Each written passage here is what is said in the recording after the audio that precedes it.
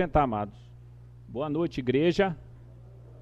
Que a graça do Senhor esteja com vocês, com os irmãos. Agradecemos também, tem uns irmãos que retornaram, né? Que estavam viajando, e outros que estão vindo aí com a gente. E nosso objetivo, né, é transformar uma igreja, brevemente. Nós estamos estudando aqui o livro de Mateus.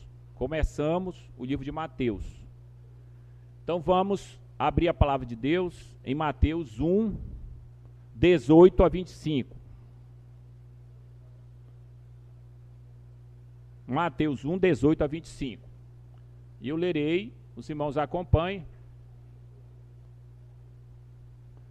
Vamos fazer uma oração. Grande Deus, te louvamos nesta noite. Agradecemos pela tua palavra, que é viva e eficaz, e aquilo que é teu, que possa entrar no nosso coração, transformar nossa vida, e que a pessoa de Cristo seja mais amada hoje, em nome do Senhor, amém. Mateus 1, 18 a 25. Ora, o nascimento de Jesus Cristo foi assim: estando Maria, sua mãe, desposada com José, sem que tivesse antes coabitado, achou-se grávida pelo Espírito Santo. Mas José, seu esposo, sendo justo e não querendo infamar, resolveu deixá-la secretamente. Enquanto ponderava nestas coisas, eis que lhe apareceu um anjo do Senhor, né? Em sonho, um anjo do Senhor, dizendo: José, filho de Davi, não temas receber Maria, tua mulher, porque o que nela foi gerado é do Espírito Santo. Ela dará à luz um filho, e porás o nome de Jesus, porque ele salvará o seu povo dos pecados deles. Ora, tudo isso aconteceu para que se cumprisse o que fora dito pelo Senhor por intermédio do profeta. Eis que a virgem conceberá e dará à luz um filho, e ele será chamado pelo nome de Emanuel, que quer dizer Deus conosco. Despertado José do sono, fez como lhe ordenara o anjo do Senhor, e o recebeu sua mulher.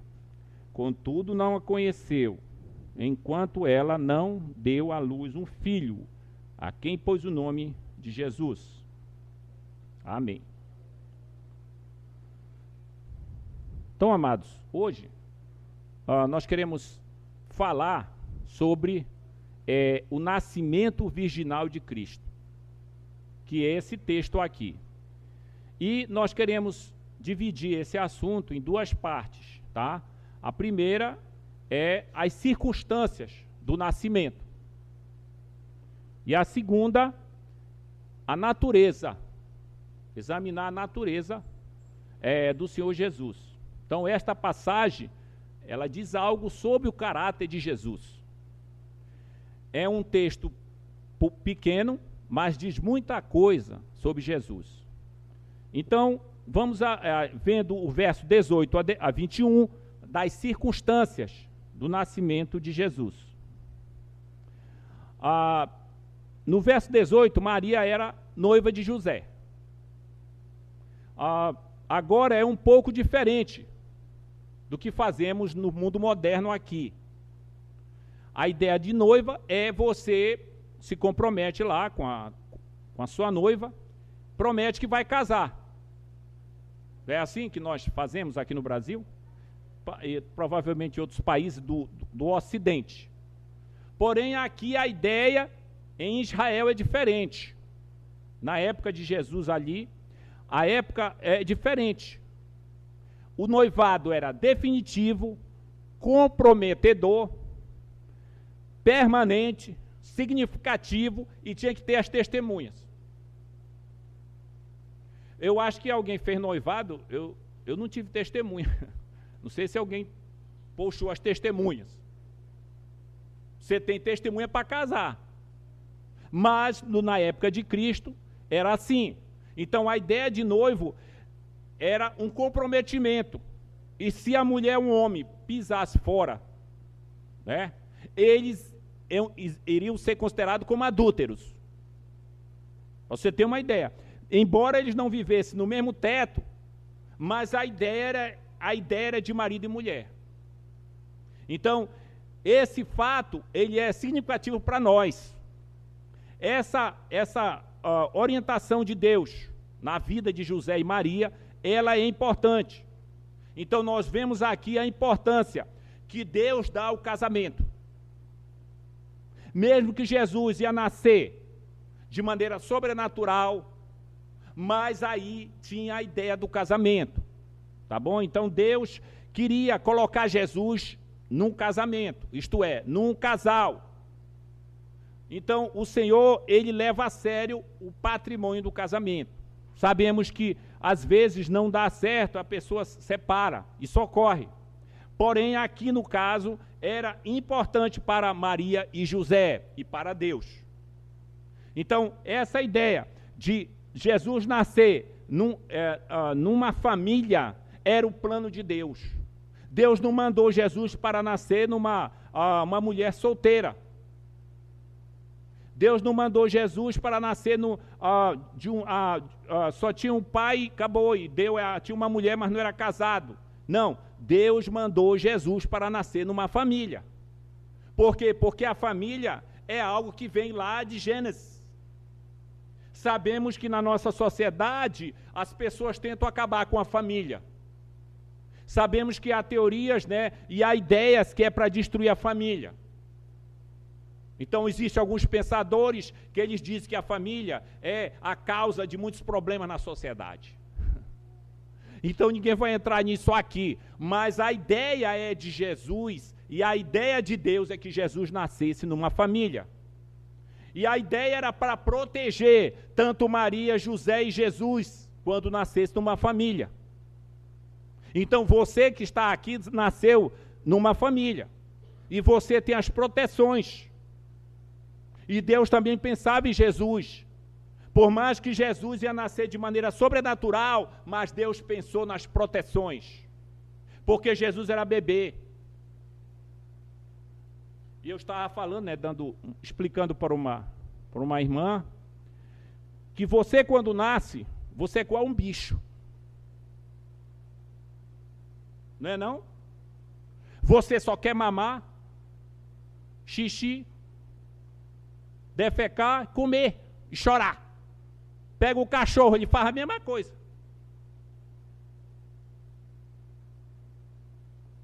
Mas você é diferente.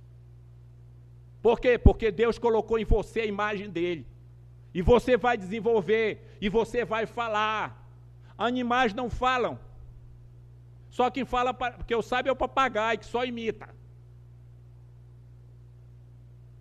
Mas você é diferente. Mas você, quando nasce bebezinho, você é um bicho. Você é tipo um animal. É só isso que você faz. Mas aí vai haver os ensinamentos junto à família. E você vai adquirindo costumes. Você vai adquirindo a cultura da família. Lembra disso. As pessoas que querem destruir a família é a sua. A deles não. E Deus pensa na família. E Deus pensou em Jesus trazendo para uma família. E esta jovem donzela, esta jovem que era virgem, ia sofrer, ia ter uma bênção do Senhor, porém ia trazer problemas para ela. Então, amados, Deus enviou seu filho ao mundo e ele achou apropriado que seu filho fosse criado por uma família, tivesse pai e mãe. Estamos numa sociedade, né, que quer mudar. Não, agora não pode chamar pai e mãe, tem que chamar filiação 1, filiação 2. Mas a palavra de Deus diz pai e mãe. Por quê? Porque a formação vem dos dois para aquela criança. E Jesus, sendo bebê, ele teve a orientação da sua mãe e do seu pai adotivo. Então no verso 18 aqui, nos é dito que Maria ficou grávida do Espírito Santo. O Senhor fez alguma coisa maravilhosa na vida de Maria. Nós não entendemos isso aqui, nós não sabemos isso aqui. Mas a genealogia de Jesus já falava sobre isso, sobre essa pessoa que ia nascer. Por quê? Porque o objetivo de Deus é sempre trazer coisas novas, e Ele trouxe Jesus. O mundo estava perdido, e Jesus veio para isso. Então, amados, a Maria teve tentações também. Que tentações? Ora, ela sabe que naquele momento Deus, que ela é escolhida para trazer o filho. E ela poderia ficar orgulhosa.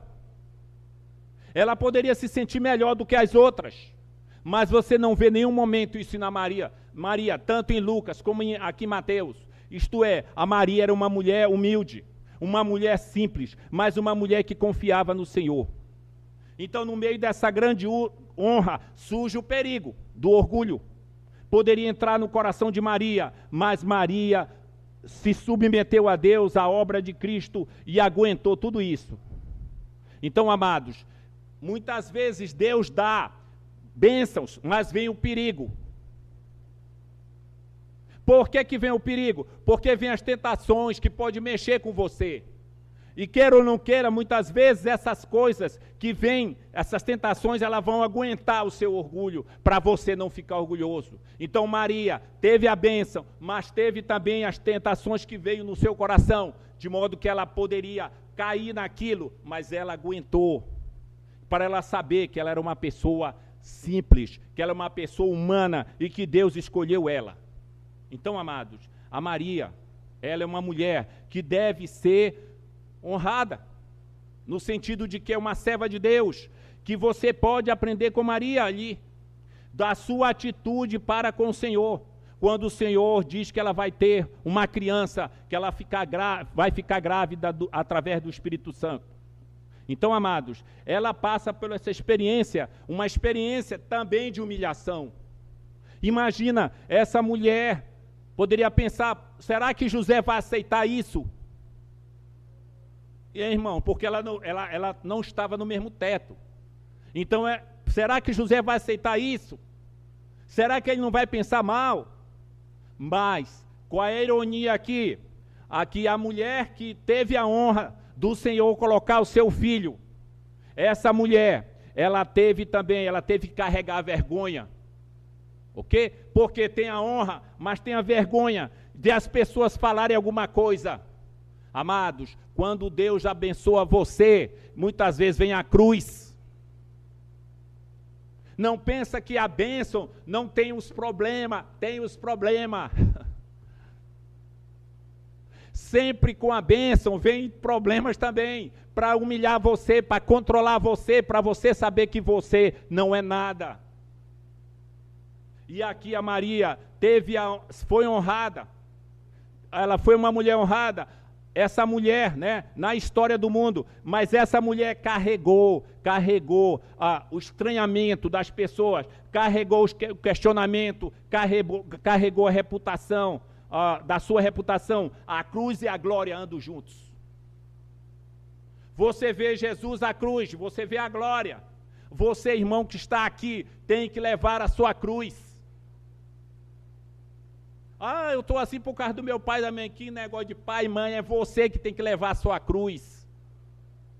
Se você é cristão, tome a sua cruz e siga-me, como Jesus diz, mas Deus vai dar glória, quando Ele vai transformar o seu corpo, quando Ele vai dar vida eterna, quando Ele vai tirar o pecado de você, isso vai só na eternidade. Então ainda nós estamos aqui, e devemos carregar a cruz. Maria carregou a cruz, e Deus deu glória. Então, amados, isso é importante para a sua vida. Maria é um exemplo para nós, ao carregar a cruz, com fé, por amor a Deus.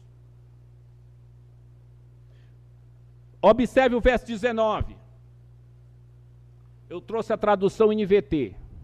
José, seu noivo, era um homem justo, e resolveu romper a união em segredo, pois não queria envergonhá-la com uma separação pública.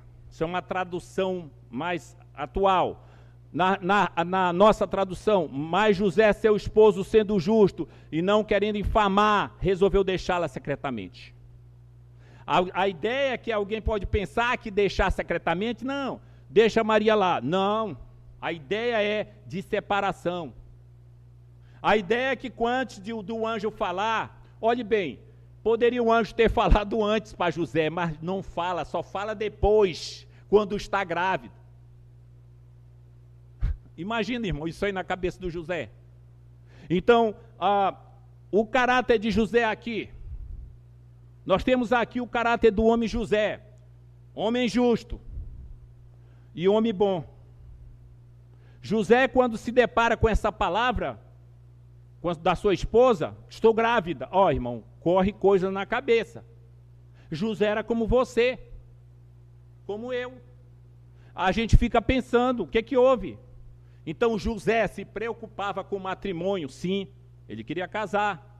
Mas José amava a lei de Deus e sabia que o leito conjugal tem que ser imaculado.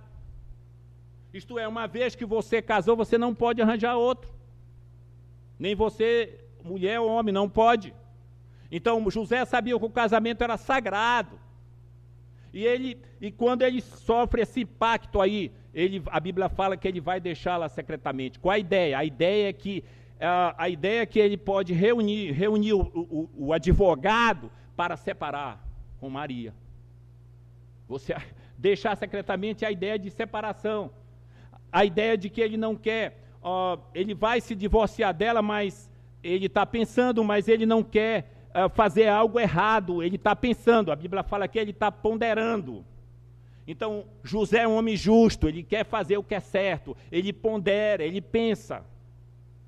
José decide, nesse caso, separar, porque não tem ainda o anjo, porque o relato ele é bem curto, mas isso leva um tempo, ali, naquele momento. Mas José é um homem gentil. Isso é para nós homens aqui.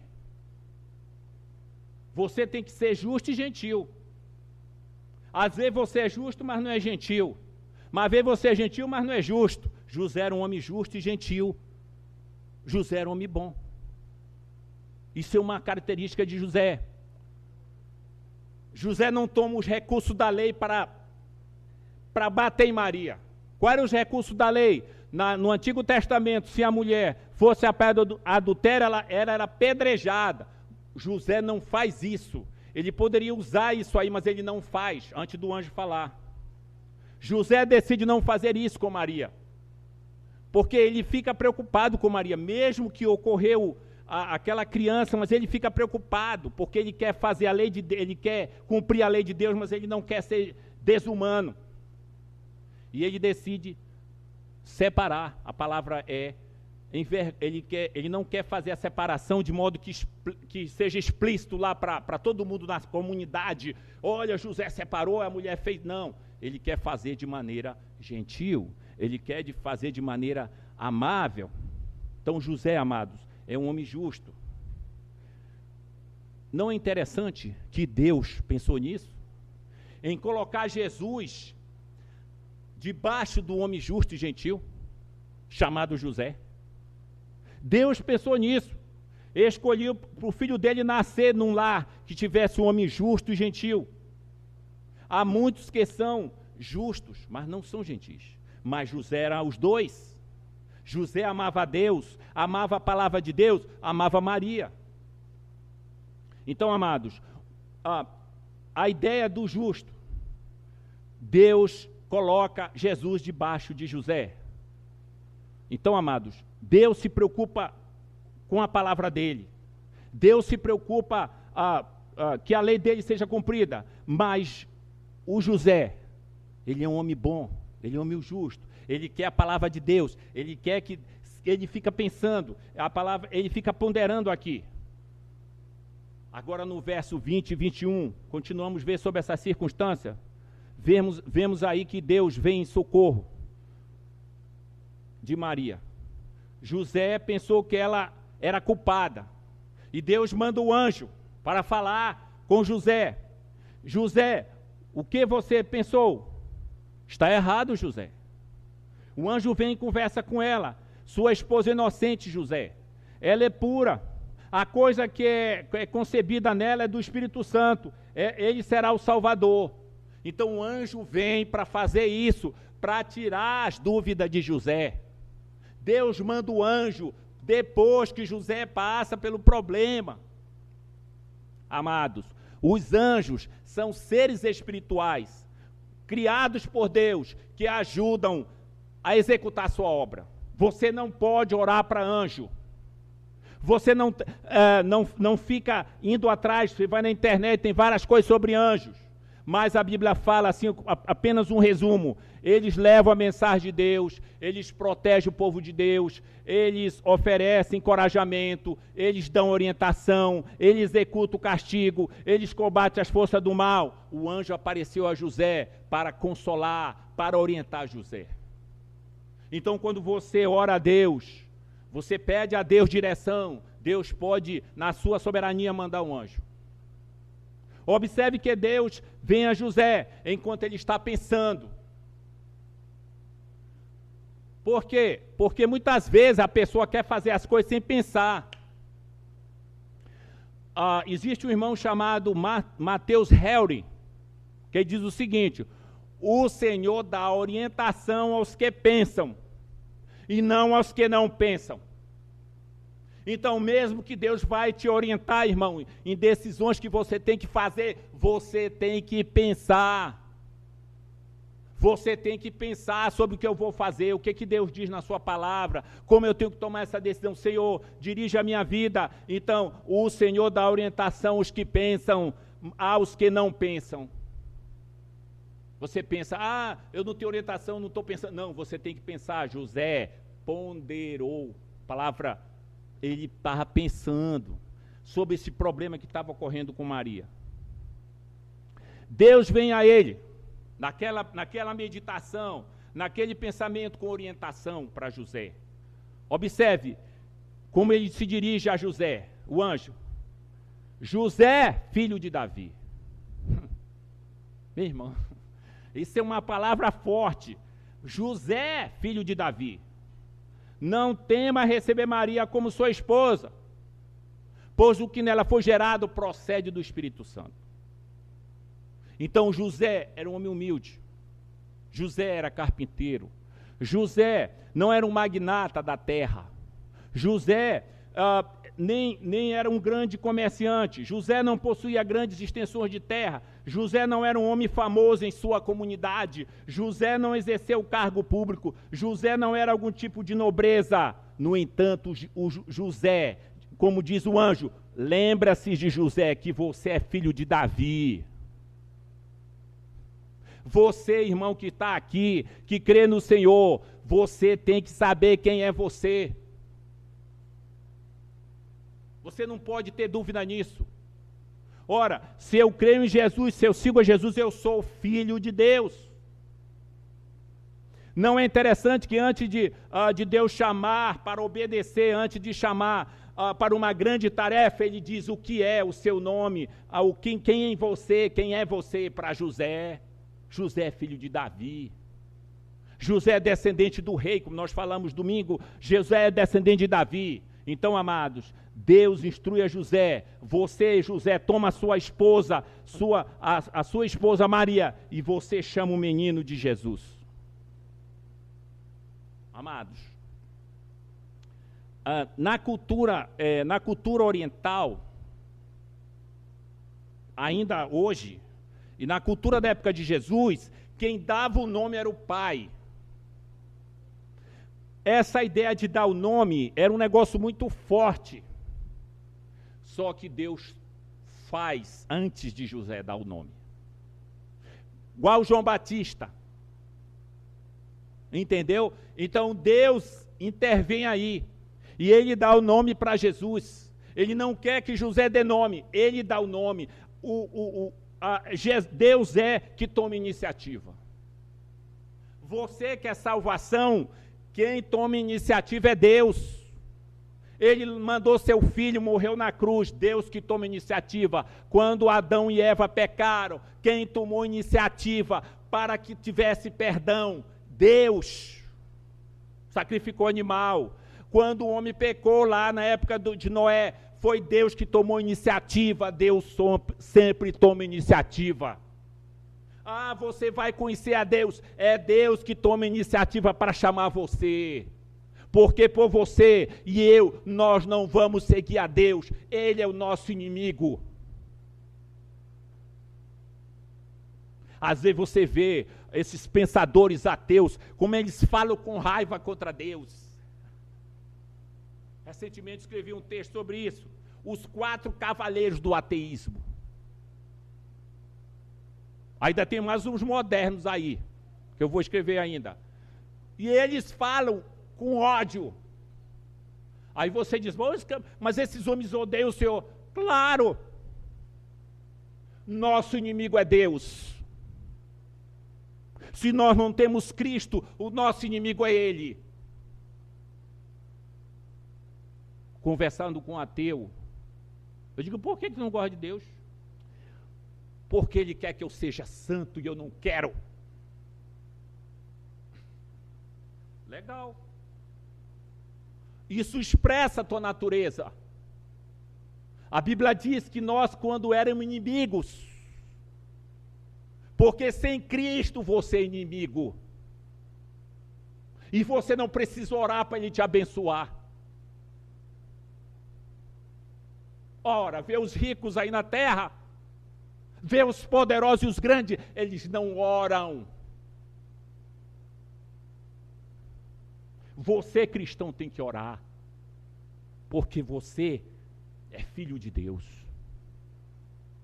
Você não pode viver como quer.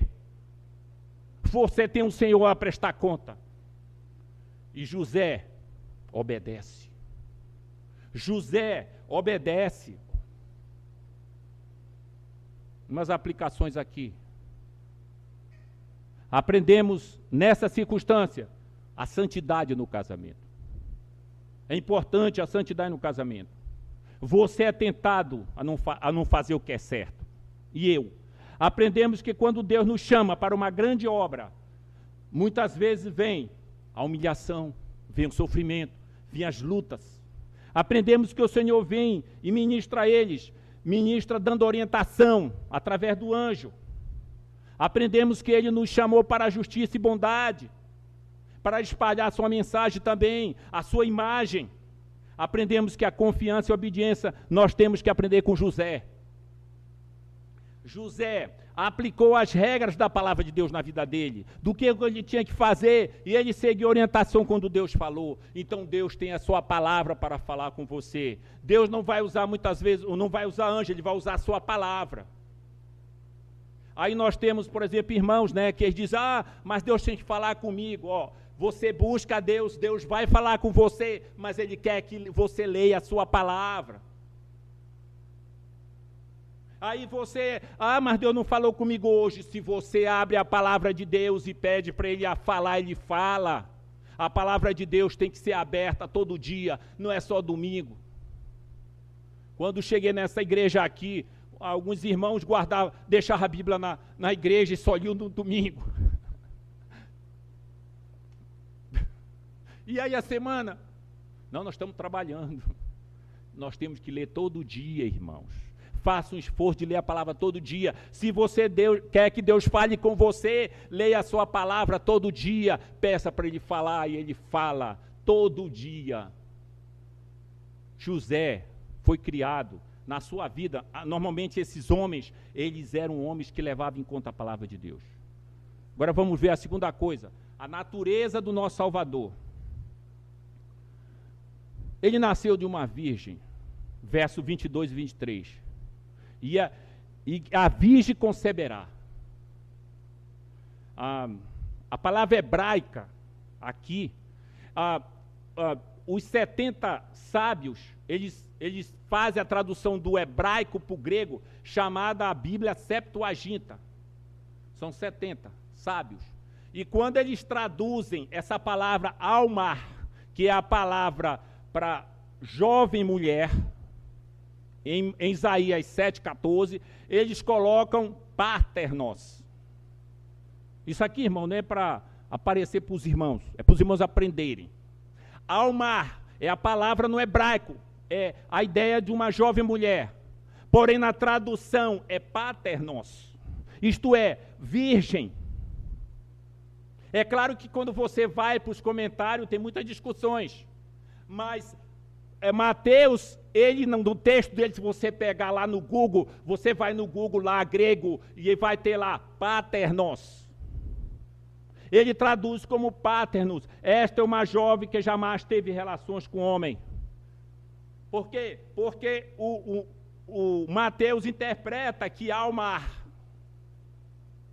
é jovem que não teve relações com homem. É jovem virgem. E esse é um problema para quem é cristão. No sentido de as pessoas pensarem sobre o nascimento virginal. Tem um homem chamado C.S. Lewis. Os irmãos já viram aquele filme, As Crônicas de Nárnia. C.S. Lewis tem vários livros escritos. Muito bom de ler. Tem ali na Saraiva. Já tem uns livros lá. Da Thomas Nelson, que é editora. E é uma história em que o C.S. Lewis, né, que era antes ateu, e ele se converte a Cristo lendo o Novo Testamento, os Evangelhos, e ele fala lá no seu departamento, né, em Cambridge e Oxford, que ele trabalha, e ele fala para os homens lá no seu escritório. E um dia ele está lá e tem um homem que não acredita no nascimento virginal. E naquela época, é época de Natal. E lá na universidade os cantores cantavam sobre o nascimento de Jesus virginal, de uma jovem que não teve relações com homem. E o incrédulo que estava lá com ele diz assim: não é bom agora saibamos melhor do que antes, C.S. Lewis, sobre isso. Eles estão cantando. E C.S. Lewis diz: o que quer dizer mesmo que você quer dizer? Olha, nós somos evoluídos. Nós não somos essa plebe do passado que não sabia nada de ciência e de biologia. Bem, o que você quer dizer? Não é bom que agora saibamos que as virgens não têm filhos? E C.S. Lewis olhou para ele, incrédulo, e disse: você não acha que eles sabiam disso também? Você acha que José era um idiota? Você acha que as pessoas do passado eram imbecis? Não. Eles sabiam que uma virgem não poderia ter filho. Porém, aqui nós temos a revelação de Deus para nós. E o homem lá teve que engolir o C.S. Lewis. O que, amados? A ideia do nascimento virginal. Isso faz parte do cristianismo. O cristianismo tem as bases. Assim como a física tem as bases, qualquer ciência tem suas bases. O cristianismo tem as bases. Uma das bases é o nascimento virginal de Cristo. Isto é, o nascimento virginal de Cristo traz a humanidade de Cristo e traz a divindade de Cristo. Isso é importante no cristianismo. Se você deixa de crer nisso, você não precisa mais seguir nada de moral de cristianismo. Como os iluministas, como alguns iluministas, uns homens importantes, diziam: não, nós precisamos só da ética de Jesus. Nós não queremos saber se ele nasceu de uma virgem, o que importa é a ética de Jesus. Não, amados, nós temos que crer na virgindade de Cristo. Porque a virgindade da Maria traz a divindade e traz a humanidade de Jesus. Jesus não é apenas divino, mas ele é humano. Ele conhece os teus sofrimentos, os teus problemas, ele sabe as tuas tentações, porque ele é humano. Então, amados, o pecado precisa ser tratado com a humanidade e a divindade de Cristo. O pecado não pode ser tratado só com a divindade de Cristo. Deus poderia dizer: não quero mais saber de pecado, e dá uma borracha,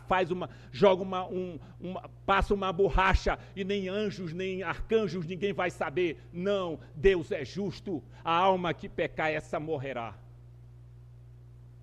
Aos homens está ordenado a morrer uma só vez depois deste juízo. Então, amados, o nascimento virginal é a base, uma das bases do cristianismo. Nós temos aqui no verso 23, que somos informados que esse menino será chamado Deus conosco, Emanuel.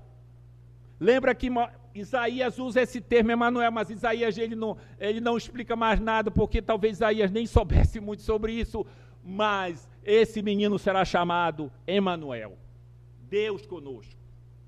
A Bíblia diz, para completar aqui, em João 1,14, o verbo se fez carne e habitou entre nós, e vimos sua glória como unigênito do Pai. Então, Emanuel, ele é a manifestação na carne, isto é, Deus é a manifestação, Cristo é a manifestação de Deus na carne. Nele habita corporalmente toda a plenitude da divindade. Tudo que você precisa saber sobre Deus está em Cristo. Mateus informa que em Cristo Deus veio habitar conosco, com os doentes para curá-los, com os demoniados para libertá-los, com os pobres em espírito para abençoá-los, com os preocupados para livrá-los das preocupações, com os censurados para admoestá-los, com os leprosos para purificá-los, com os enfermos para curá-los, com os famintos para alimentá-los, com os inválidos para restaurá-los, acima de tudo, com os perdidos para buscar salvação. Ele é o Deus conosco. O que você precisa para viver neste mundo é Cristo. E o dinheiro você não vai levar nada, nem em roupa. E às vezes quando alguém morre, né, eu já participei de 3, assim, de ter que levar a gente, vamos vestir, vamos vestir com a camisa do Flamengo. Não, rapaz, não, vai pensar mal. Não, mas ele era flamenguista, vamos vestir. Não, você não vai levar nada. A gente dá banho no morto, pode botar perfume, não vai levar nada. O que vai levar é se seguir o Senhor. Se seguiu como José o Senhor. E essa vida, essa convicção transformou muitos irmãs na história. Você tem, por exemplo, Francisco de Assis. Era um homem que era de gente rica, e Francisco de Assis não conseguia abraçar um leproso, porque era repugnante, mas quando Deus transforma o coração, ele abraça, por causa de Cristo. William Booth pregava o evangelho aos habitantes pobres lá em Londres. O irmão Simon, que veio dos Estados Unidos pregar o evangelho aqui, morreu com 34 anos de febre amarela. Deu sua vida pro Jesus, tantos missionários fizeram isso. Pastor Federico, né, veio lá da Irlanda, veio aqui para Lábrea levar o evangelho, e a sua esposa morre. Quando ele vem no navio, a sua esposa morre, e ele tem que enterrar lá em Lábrea. Ora, mas tu não foi pregar o evangelho, era para estar tudo bem. Não, porque Deus tem os seus propósitos. Então, amados, tantos missionários, Paulo ajudou irmãos, deu a sua vida por causa do Emanuel. Então, amados, o Emanuel penetrou nas trevas, na área poluída da nossa vida. Só Ele pode transformar a nossa vida. Só Ele pode nos dar sentido. Só Ele pode assumir as nossas culpas e pecados. É só esse menino que nasceu da Virgem Maria. Só esse menino é que pode assumir as nossas culpas. Só esse menino que teve desejo de nascer. Nenhuma criança tem desejo de nascer. Só esse menino, porque ele era o Messias. Então, amados, nós devemos nos voltar para Ele, para esse menino, Jesus, como o Senhor, e nos submeter a Ele, entregar a nossa vida, o nosso coração a Ele. E não como uma pessoa conhecida, que falando de Cristo para ela, diz, eu não posso entregar minha vida a Cristo, porque tem duas coisas boas deste mundo, e eu não posso, Jesus perde. Aí, e ele morreu em 2001 de Covid, e ele perdeu, não Cristo. Então, amados, Jesus veio para nos libertar dos nossos pecados, e está conosco. E você saber que se Deus chamar você hoje, você está com Ele, e você espera na sua vinda, no grande dia em que nós estaremos com Ele, porque Ele é humano e divino, e Ele morreu na cruz, derramou seu sangue lá. Então no verso 21 vemos que Ele não é apenas o Messias, Ele não é apenas nascido de uma virgem, mas Ele é divino e humano, Ele é Deus, Ele é Salvador, Ele é Deus conosco. Ele nos salva do pecado, Ele nos leva para a santidade, Ele nos salva da penalidade do pecado, Ele nos salva do poder do pecado, Ele não vai nos salvar da presença do pecado, hoje Ele nos salva do domínio do pecado. Então se tem algum pecado que arrasa você, você tem que chegar a Cristo e pedir misericórdia. Então, amados, a gente concluir aqui, a mensagem para Maria, ela ficou grávida. A mensagem para José, recebe Maria, porque esse menino será salvador. Então o filho concebido pelo Espírito Santo é Deus, e Deus veio para estar conosco, não ser um Deus distante, mas estar conosco.